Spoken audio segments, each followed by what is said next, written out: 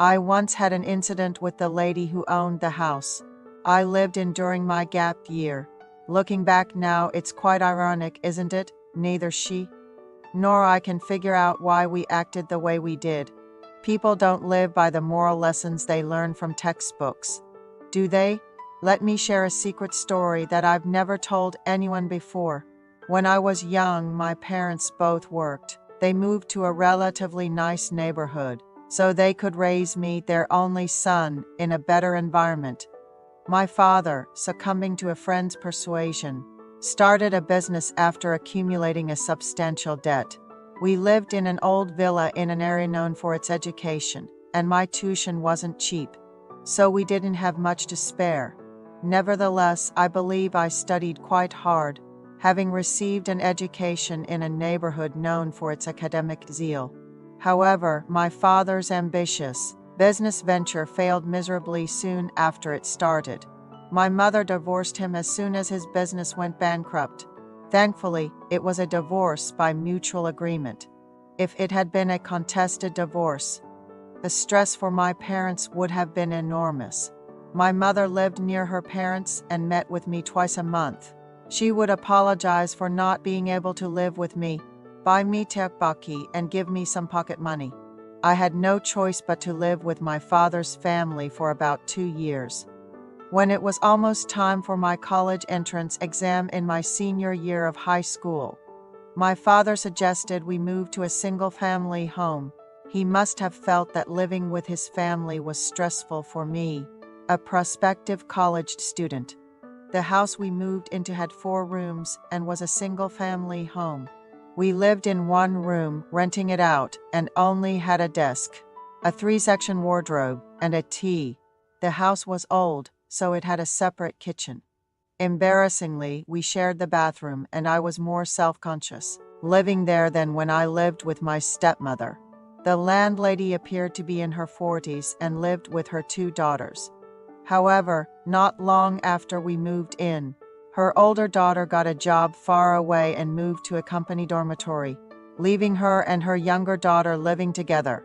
My father often worked out of town, and the landlady's younger daughter was busy with work and often came home late.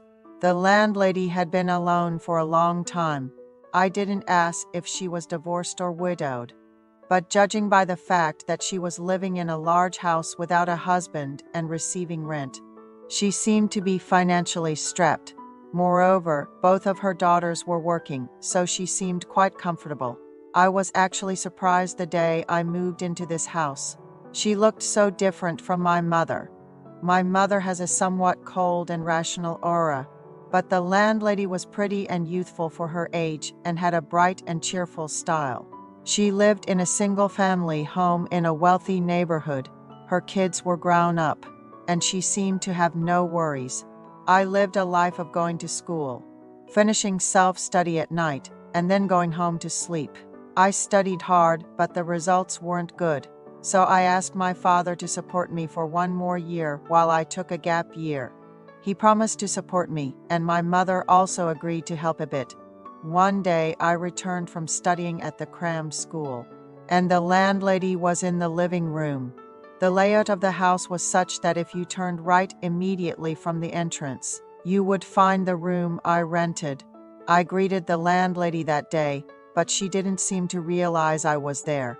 Anyway, that day, I learned that real-life dramas could indeed happen.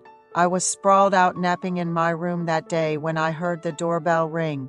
A few moments later, I heard a man and a woman enter. Hearing their conversation in the living room woke me up. It seemed the landlady's friend was in sales and had brought along a colleague. I won't disclose what type of sales she was in.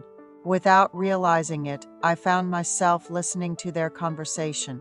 After a while, I heard the landlady's friend whisper, "Sis, I dated a client yesterday." It seemed the man had gone to the bathroom. The friend, excited, was laughing as she talked about her encounter from the day before. Soon, I heard the bathroom door close and her voice disappeared. The landlady and her guests made various off-color jokes in the living room, and I found myself unable to sleep that night. During the conversation with her friend, the landlady said, "It's been 5 years since I sent my husband away, and I'm so lonely. That man is so busy even in heaven that he doesn't even appear in my dreams." How hard must it have been for her, so young and pretty, to have lost her husband when her beautiful daughter was still a student? I hadn't given much thought to the landlady's life, as I was busy studying, but her lonely voice drifting from the living room seemed pitiful. One day, my dad said he would be out of town for a week for work, and I decided to briefly visit my grandmother who lived in the countryside. I told the landlady that I would be in the countryside over the weekend, and that my dad was on a business trip. However, when I got to the bus terminal, the tickets were sold out. I hurriedly checked for train tickets, but they were also sold out due to the weekend. Unable to find a way to get there, I returned home. Upon entering the entrance, I saw unfamiliar men's and women's shoes. There was no one in the living room or kitchen, so I went into my room and lay down. Then I heard the landlady and her friend come out and start talking. "Sis, let's go for it today." "What? You just brought him as a friend?" "Sis, stop playing coy. I've already talked to him. You just need to make up your mind." I was curious about what they were saying, so I listened closely. The landlady said loudly, "No one's home today. Let's have a drink in the living room. I'll make some snacks."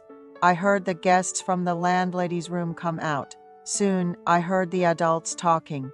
The landlady said they were short on alcohol, and the man said, "I'll go out and buy some." And I heard the front door open. The landlady's friend said, "Seize the day. The kid who lives in the third room isn't home, right?" "Yeah. He's visiting his grandmother and won't be back till tomorrow. We're free today. Can you believe it?" Soon the man came back with alcohol, and the mood seemed to liven up for a while. Then the landlady's friend said, "Honey, let's have a blast at Sis' house today. I talked to her while you went out to buy beer and finally convinced her." The three adults in one space seemed to be plotting something. I was supposed to be out of the house, but I couldn't miss this rare spectacle. The landlady and her friends seemed to freshen up in the bathroom, and then came back to the living room. I knew the layout of the house well. I quietly went out to the kitchen that I shared with my dad. There was a door from the kitchen to the living room, and I carefully opened it to watch the spectacle that was unfolding in the living room. One man and two women, they shared a love that was nothing short of passionate. They carried on for quite some time, and the guests left home after midnight. Unable to believe the spectacle I had witnessed, I was unable to sleep. After tossing and turning for a while, I eventually fell asleep.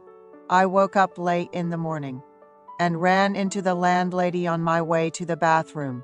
Seeing me in my pajamas, the landlady looked as if she'd seen a ghost. "I thought you were visiting the countryside. Are you back already?" "No. I couldn't get a reservation. There were no tickets left. The train tickets were sold out too, so I came back home yesterday." "I thought you weren't home yesterday. I didn't even check if your shoes were in the shoe rack. Did you see anything yesterday?" I wasn't sure how to respond to the innocent and beautiful landlady, but I didn't have time. I decided to tell the truth. "I saw everything yesterday," I replied, and with a very embarrassed voice. The landlady pleaded, "Please spare me just this once. Don't tell my kids.